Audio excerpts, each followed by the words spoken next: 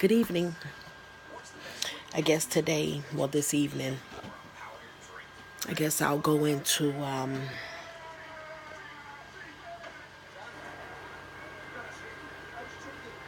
y'all know I did 3 years in prison. Sold drugs without the prostitute and everything. I think I described a little bit at the beginning. But what I don't understand is I've heard all these people talking about, I'm a convicted felony. I can't find no job. They won't hire me. Huh? I've been to the penitentiary once. I did 3 years. I've been arrested 3 times out of my life. And I've always had a decent job. So I don't believe that. I believe that you can have anything you want as long as you put your mind to it. That is what I believe. I've had very good jobs. I worked for Sears for about 10 years in a customer service division, maintenance agreements. Never forget that. Then I went from there. When that department closed down, I went and started activating Sears credit cards, MasterCards, and everything. Oh, y'all, I was bad there. I was bad. Then I got out of that field. I started going into the bakery field. That's when I think I did donut frying. I was a donut fryer, y'all. I fried donuts in the bakery. I know everything about the bakery. I started with the donut fryer. Then I went to do cake decorating. From that, then I went to the bakery, baking the muffins, the breads, and everything like that. I've always had a decent job. Always. And from there, like now, I I do taxes. I do a little bit of motivational speaking. And I do catering on the side. I still like to cook. You know, I am considered as 100% disabled though. But these are the things I do. You know, I can't just depend on, my fiance to take care of me. I'm used to having my own. I've always dealt with men that had something, so that was never the issue. It's just the fact that you want your own. What you gonna do? I don't understand women that depends on someone else. Even when it comes to welfare. Now, don't get me wrong, because I've been on welfare too. I still get food stamps. But it's nothing to make a career out of. Use it for when you need it and then let it go. Someone else really needs that. Part of that don't you understand? That's just not fair. I notice people, abuses the government stuff. I don't care. I don't want to hear the government owe me. No. You owe yourself. Get up, get your shit together. Stand up and be accounted for. And some people probably not going to like me for saying that, but I'm sorry. And I know I'm going to get criticized, for some of these videos, but it's okay. This is my opinion. This is my life. You don't like it, unsubscribe. You know, I'm putting these out here just to show you that you can become better than what you were. Your situation does not have to be. Look where I came from. Now, y'all, I wasn't born with a silver spoon in my mouth. No. But we was white collar, family. Nice job. My parents owned 15 paper stands and 4 restaurants. But also, my parents was the biggest drug dealers it was. There was nothing that we didn't want. Me and my little brother had a nanny. Come on now. Where they do that at? And we stayed in a nice neighborhood. Back then, 79th and Loomis was a real good area. A very wonderful area. We still had whites on our block when I was born, when I was out there. So the way we were brought up, and it's crazy though, because back then, what I couldn't stand, all the hush hush in the family. What goes on in my house, stay in my house. You better not tell nobody nothing. And we didn't. I don't know no family now. If y'all, all the molestation, all the abuse, the physical, mental, spiritual, we did not breathe a word of that. Didn't nobody know how much hell we were dealing with. I ain't gonna even say we. I. I was dealing with. Because you better not told nothing that was going on. Y'all, I seen my mother bust my sister upside the head with a pot. I didn't want that. I didn't want that. I seen my daddy pick my little brother up and threw his ass across the yard. I didn't want that. I used to say, as soon as I get a chance, I'm getting the hell away from him. That wasn't good. I shouldn't have been feeling like that. I used to literally cut. I was a cutter. I cut myself to relieve the tension. People never knew that about me.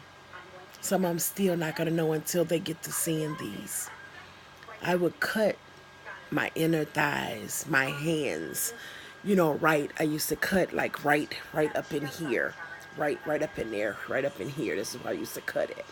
That skin so tough, my inner thighs, all the bottom of my legs, my lower back, the bottom of my butt. I cut it for over 20 years. I used to sit up and cut and when I couldn't cut, y'all, I would pinch myself until blood come out. That was my stress reliever. That was my escape. That's not cool. That's not cool. I swore I'll never live like that again. But the devil had a hold of me. And between the cutting, there was me smoking the pipe. Smoking the pipe, tooting dope. Selling my body. It was a lot. It was a lot. I didn't know what God had in store for me, though.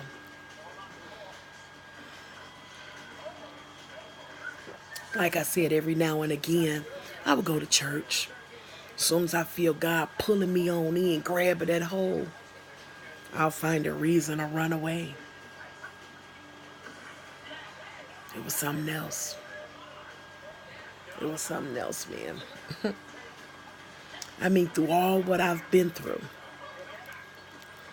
All what I've been through, y'all.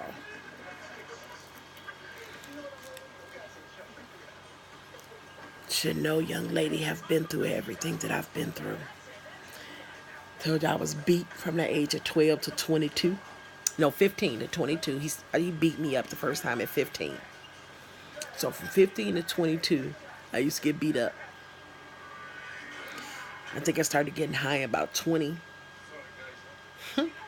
From 20 to 44, I abused drugs. No, I took a breather. I take that back. I took a breather. I think I was clean maybe. I got pregnant with Nucci. Nucci was 10 and between 10 and 16, something like that. That I had stopped. I had stopped for about 10 years. 10 years or so. Cut it out. Not doing it. Getting into church, praising God. Hey, got this. I'm going to do this right. Y'all.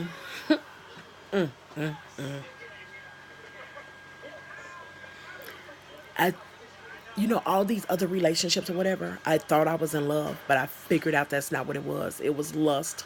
I was in lust. I was in love with the money.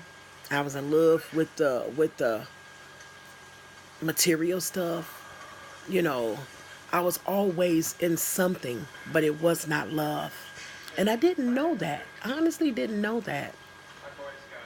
And I thought, even down to Big Nanny, my children's father, I just knew that was love. No, I was in love with him. Yes, I was. No, I wasn't. I was 12 years old. What the hell I knew about love? I didn't know nothing about love. And like I tell you, first of all, love is not supposed to hurt. That's not love.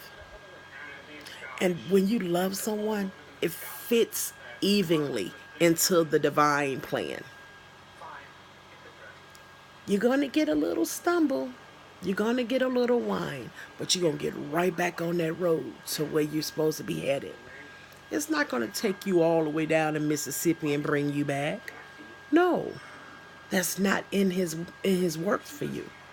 You know the difference. See, the thing with that, we were unevenly yoked. How you gonna be with somebody y'all ain't got nothing in common but sex? Where they do that at? And that's what's wrong with half of these girls now. You ain't got nothing in common with Tom, Dick, and Harry. What you got in common with him? He can rock your world. He's standing on the corner 8 to 12 hours a day, bringing that little bit of money on home while you out busting your butt at a real job.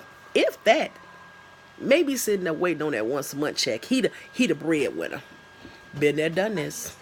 This not it. You waiting on a once a month check. He out selling the drugs. Y'all fight because he don't want to give up his little money when it come time to pay the bills. So once again, you broke. You paying all the bills with your little welfare check, selling half of your food stamps and anything else. That ain't the way it work. That ain't the way it work. Y'all, I've been through hell and back again and again and again. And I try to raise my girls. And I think I did a pretty good job. I didn't want them to suffer and go through half of the things that I went through.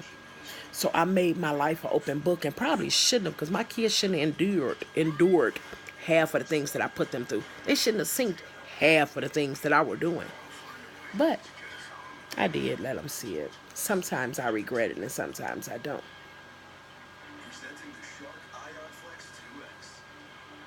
I love my children to death. Nobody can change that. Nothing will change that.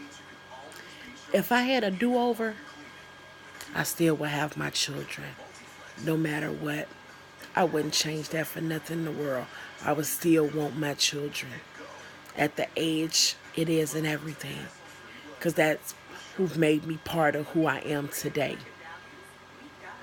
My children has made me who I am today. And I'm grateful. They taught me how to love unconditionally. As I look at my children's face and my grandchildren,